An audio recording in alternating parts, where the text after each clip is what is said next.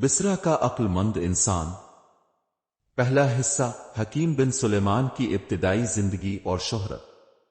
بسرا، دریا کے کنارے آباد ایک خوبصورت شہر، اپنی قدیم تاریخ، خوبصورت بازاروں اور علم و ادب کے چرچے کے لیے مشہور تھا۔ یہاں کے لوگ امن پسند اور مہمان نواز تھے، لیکن انہی میں ایک شخص ایسا تھا جو اپنی انفرادیت کے سبب ہر کسی کے دل میں جگہ بنا چکا تھا۔ یہ شخص تھا حکیم بن سلیمان۔ حکیم بن سلیمان کی سادگی۔ حکیم بن سلیمان نہ کوئی امیر آدمی تھا، نہ کوئی بڑا عالم۔ وہ ایک عام سا آدمی تھا جو اپنے چھوٹے سے حجرے میں رہتا تھا۔ اس کا حجرہ بہت سادہ تھا۔ ایک پرانی لکڑی کی میز، ایک کرسی اور کچھ کتابیں ہی اس کے کل اثاثے تھے، لیکن اس کی سب سے بڑی دولت اس کی دانائی اور علم تھا۔ محلے کے بچے، بوڑھے اور جوان سب اس کے پاس آتے اور اپنی مشکلات بیان کرتے۔ حکیم ہر کسی کو صبر سے سنتا اور ایسی بات کرتا جو لوگوں کے دل میں اتر جاتی۔ اس کے مشورے ہمیشہ عملی اور سادہ ہوتے، جن پر عمل کر کے لوگ اپنی زندگی میں بہتری لاتے۔ محلے النوری میں شہرت۔ محلے النوری کے لوگ حکیم کی عزت کرتے تھے۔ وہ جانتے تھے کہ حکیم صرف باتوں کا ماہر نہیں بلکہ عمل کا بھی آدمی ہے۔ ایک دن ایک خاتون حکیم کے پاس آئی اور کہا، حکیم صاحب، میرے بیٹے کا دل پڑھائی میں نہیں لگتا۔ میں نے اسے ہر طرح سے سمجھانے کی کوشش کی، لیکن وہ مانتا ہی نہیں۔ حکیم نے مسکراتے ہوئے کہا، بیٹا خود پڑھنے کے لیے آمادہ نہیں ہوگا جب تک آپ اسے علم کی اہمیت نہیں سمجھائیں گی۔ کیا آپ نے کبھی اس سے پوچھا ہے کہ وہ کیا کرنا چاہتا ہے؟ خاتون حیران ہو کر بولی، نہیں، میں نے تو اسے ہمیشہ یہی کہا کہ پڑھائی کرو ورنہ کچھ نہیں بنو گے۔ حکیم نے نرمی سے کہا، پہلے اس کے خواب سنو، پھر اس کی رہنمائی کرو۔ اگر وہ آپ کی محبت کو سمجھے گا تو خود بخود پڑھائی کی طرف راغب ہو جائے گا۔ خاتون نے اس نصیحت پر عمل کیا اور چند ہفتوں کے بعد اس کا بیٹا خود ہی پڑھائی میں دلچسپی لینے لگا۔ ایسے ہی کئی واقعات نے حکیم بن سلیمان کو محلے کے ہر دل عزیز شخصیت بنا دیا۔ دانائی کا چرچا دور دور تک۔ ایک دن بسرا کے ایک بڑے تاجر، شیخ عبد الحمید، حکیم کے پاس پہنچے۔ وہ بے حد پریشان تھے۔ حکیم صاحب، میں نے ایک بڑا کاروبار شروع کیا ہے، لیکن منافع نہیں ہو رہا۔ لوگ کہتے ہیں کہ میں نقصان میں جا رہا ہوں۔ آپ کی کیا رائے ہے؟ حکیم نے چند سوالات پوچھے۔ کیا آپ نے اپنی مصنوعات کی قیمتیں مناسب رکھی ہیں؟ کیا اپنے گاہکوں کی ضروریات کو سمجھا ہے؟ اور سب سے اہم، کیا آپ اپنے ملازمین کے ساتھ انصاف کر رہے ہیں؟ تاجر سوچ میں پڑ گیا۔ اس نے اعتراف کیا کہ وہ زیادہ منافع کے چکر میں گاہکوں اور ملازمین دونوں کے ساتھ سختی کرتا رہا ہے۔ حکیم نے مشورہ دیا، تجارت کا اصول ہے کہ گاہک اور ملازم دونوں کو خوش رکھو۔ اگر تم اپنے گاہکوں کے دل جیت لوگے اور اپنے ملازمین کو عزت دو گے تو تمہارا کاروبار خود بخود کامیاب ہو جائے گا۔ شیخ عبد الحمید نے حکیم کے مشورے پر عمل کیا اور کچھ مہینوں کے بعد اس کا کاروبار پھلنے پھولنے لگا۔ اس واقعے کے بعد حکیم کی شہرت پورے شہر میں پھیل گئی۔ عقلمندی اور عاجزی کا امتزاج۔ حکیم بن سلیمان کی سب سے بڑی خوبی اس کی عاجزی تھی۔ وہ کبھی اپنی دانائی پر غرور نہیں کرتا تھا۔ اگر کوئی اسے داد دیتا تو وہ کہتا، یہ سب اللہ کی مہربانی ہے، میں صرف لوگوں کی مدد کرنے کی کوشش کرتا ہوں۔ ایک دن جو سب کچھ بدل گیا۔ حکیم کی سادہ زندگی یوں ہی چل رہی تھی، لیکن ایک دن ایسا واقعہ پیش آیا جس نے اس کے علم و دانش کو سب سے بڑے امتحان میں ڈال دیا۔ یہ واقعہ بسرا کے دریا سے شروع ہوا، جس کے پانی میں اچانک زہریلا پن آ گیا۔ مچھلیاں مرنے لگیں اور جو لوگ یہ پانی استعمال کرتے وہ بیمار پڑنے لگے۔ یہ مسئلہ نہ صرف حکیم بن سلیمان بلکہ پورے شہر کے لیے ایک چیلنج بن گیا۔ یہ پہلا حصہ حکیم کی شخصیت، اس کے کاموں اور لوگوں میں اس کی مقبولیت کی کہانی بیان کرتا ہے۔ اگلے حصے میں شہر کے بحران اور حکیم کی حکمت عملی کی تفصیل ہوگی۔ دریا کا زہریلا پانی اور بحران کا آغاز۔ بسرا کا خوبصورت شہر، جو ہمیشہ اپنی خوشحالی اور سکون کے لیے مشہور تھا، ایک دن ایک بڑے بحران کا شکار ہو گیا۔ اس کی جڑ دریا تھا، جو شہر کی زندگی کا سب سے بڑا ذریعہ تھا۔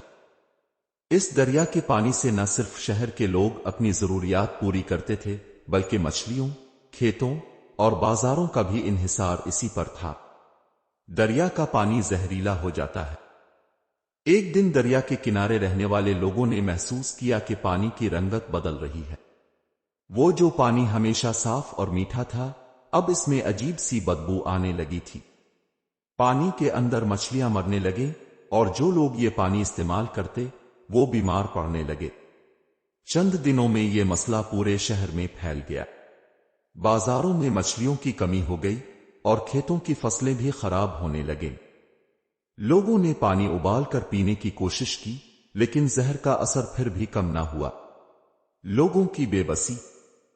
شہر کے لوگ بہت پریشان تھے۔ ہر طرف خوف و ہراس پھیل گیا۔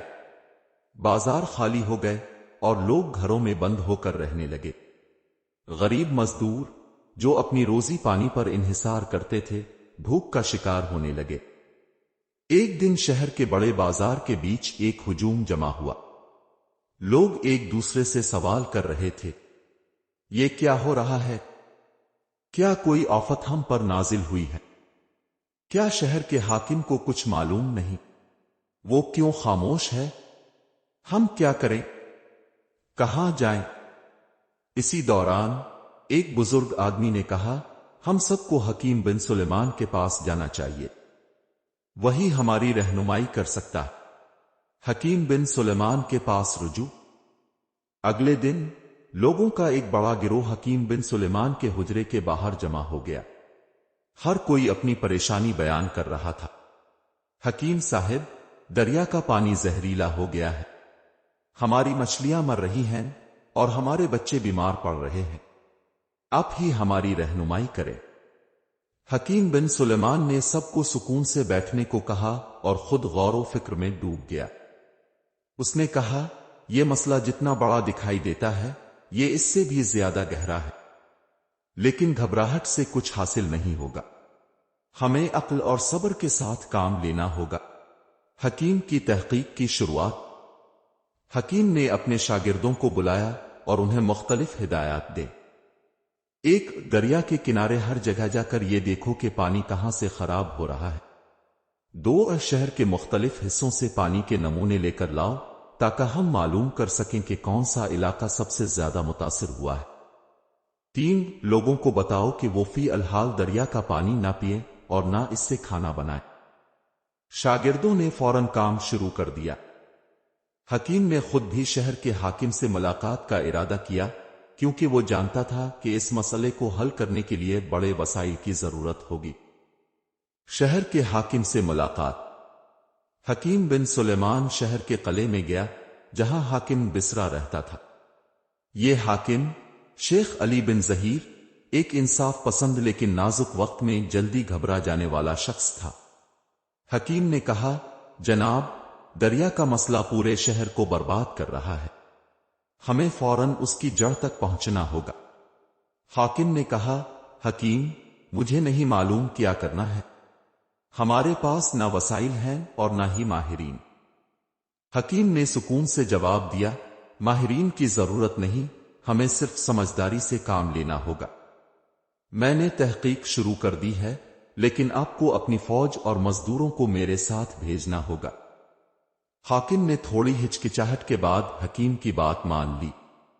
مسئلے کی جڑ دریافت ہوتی ہے۔ حکیم کے شاگردوں نے کئی دن کی تحقیق کے بعد بتایا کہ دریا کے پانی میں زہر ایک پرانی مل سے آ رہا ہے جو دریا کے کنارے کئی سالوں سے بند پڑی تھی۔ وہاں سے نکلنے والے زہریلے مادے آہستہ آہستہ پانی میں شامل ہو رہے تھے۔ حکیم نے فوراً حاکم کو خبر دی اور کہا، اگر ہم اس مل کو صاف نہ کریں تو یہ مسئلہ کبھی ختم نہیں ہوگا۔ اقدامات کا آغاز۔ حاکم نے فوراً اپنے مزدوروں اور فوج کو دریا کے کنارے بھیجا۔ مل کے زہریلے مادے کو نکالنے اور علاقے کو صاف کرنے کا کام شروع ہو گیا۔ اس دوران حکیم نے شہر کے لوگوں کو رہنمائی دی، ابال کر پانی استعمال کرو، زیادہ نمکین کھانے کھاؤ تاکہ زہر کا اثر کم ہو۔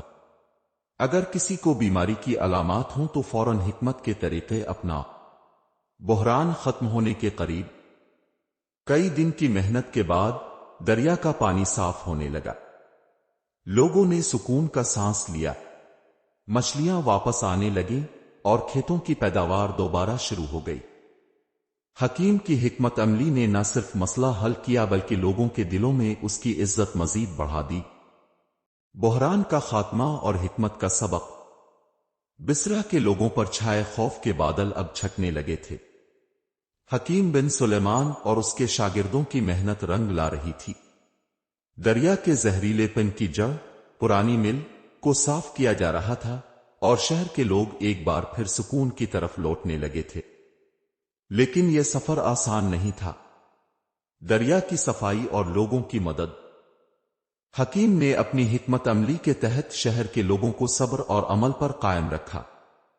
اس نے حاکم سے کہا کہ وہ مزدوروں کی تعداد بڑھائے تاکہ مل کی صفائی جلد مکمل ہو سکے۔ حاکم صاحب، یہ مسئلہ صرف صفائی کا نہیں بلکہ اعتماد کا بھی ہے۔ اگر لوگ دیکھیں گے کہ ان کے مسئلے پر فوری عمل ہو رہا ہے تو ان کے دلوں سے خوف ختم ہو جائے گا۔ حاکم نے فوراً مزید مزدور تعینات کیے۔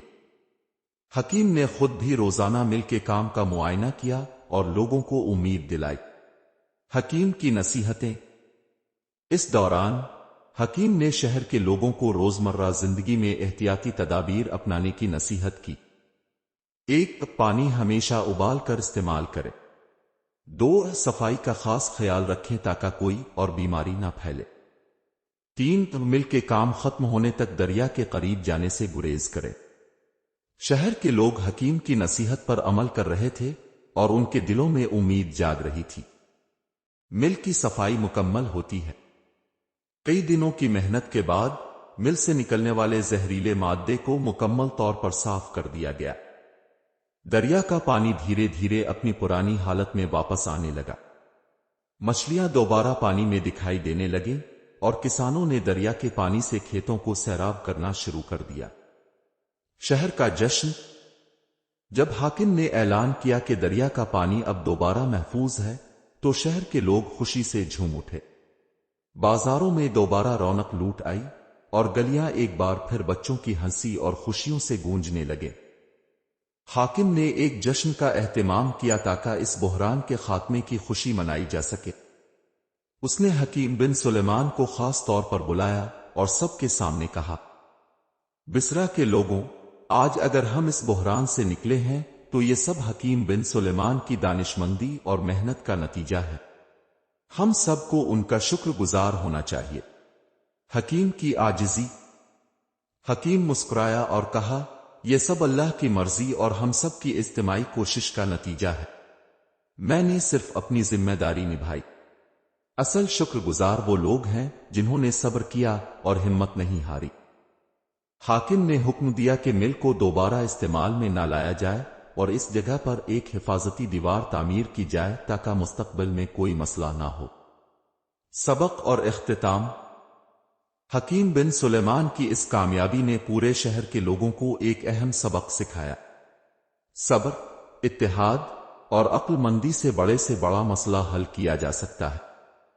قیادت کا اصل مطلب صرف حکم دینا نہیں بلکہ لوگوں کی مشکلات کو سمجھ کر ان کے لیے بہترین راستہ نکالنا ہے۔ بصرہ کے لوگ اب نہ صرف زیادہ محتاط ہو گئے تھے بلکہ انہوں نے حکیم کی باتوں کو اپنی زندگی کا حصہ بنا لیا۔ حکمت کی میراث اور سبق۔ بصرہ میں سکون اور خوشحالی لوٹ آئی تھی۔ دریا ایک بار پھر زندگی کا ذریعہ بن گیا تھا اور بازاروں میں چہل پہل بحال ہو چکی تھی۔ لیکن حکیم بن سلیمان کے ذہن میں ایک اور خیال گردش کر رہا تھا۔ وہ جانتا تھا کہ یہ مسئلہ مستقبل میں دوبارہ پیش آ سکتا ہے اگر لوگ اپنی ذمہ داریوں کو نہ سمجھیں۔ اس نے طے کیا کہ وہ شہر کے لوگوں کو ایسی تعلیم دے گا جو انہیں مسائل کے حل کے لیے خود کفیل بنا دے۔ حکیم کی نئی ذمہ داری۔ حکیم نے شہر کے حاکم شیخ علی بن ظہیر سے درخواست کی کہ ایک ایسا مرکز قائم کیا جائے جہاں علم اور حکمت کو فروغ دیا جائے۔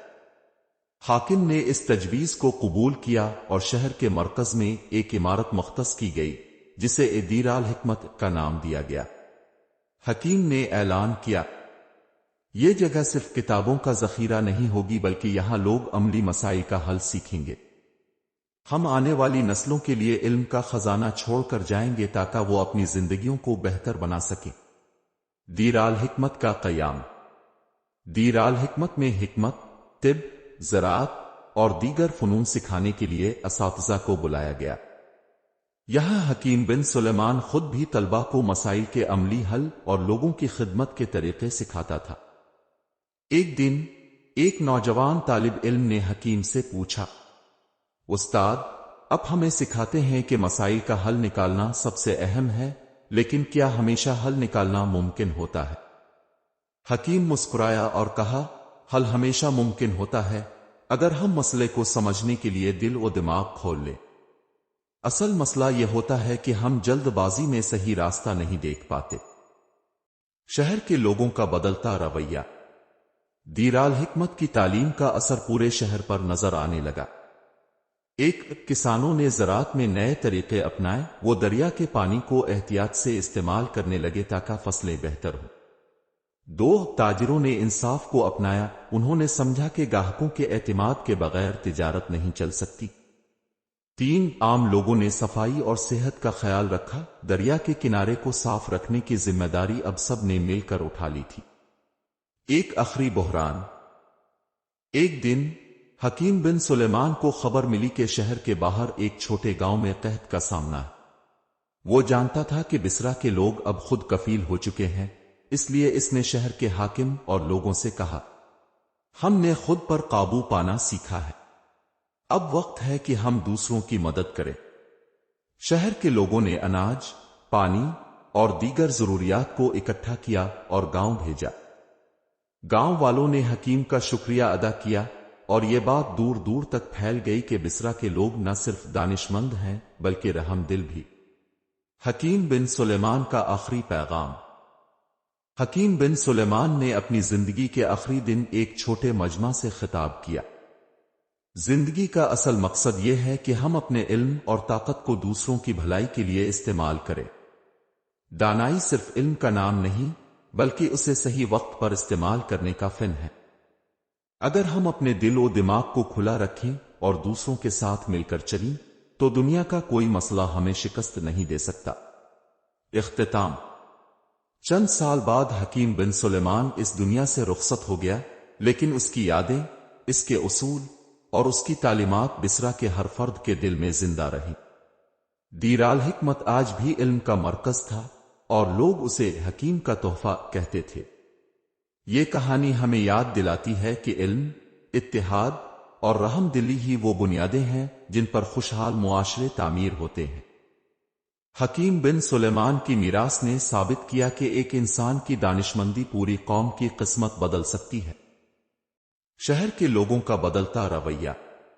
دیر الحکمت کی تعلیم کا اثر پورے شہر پر نظر آنے لگا۔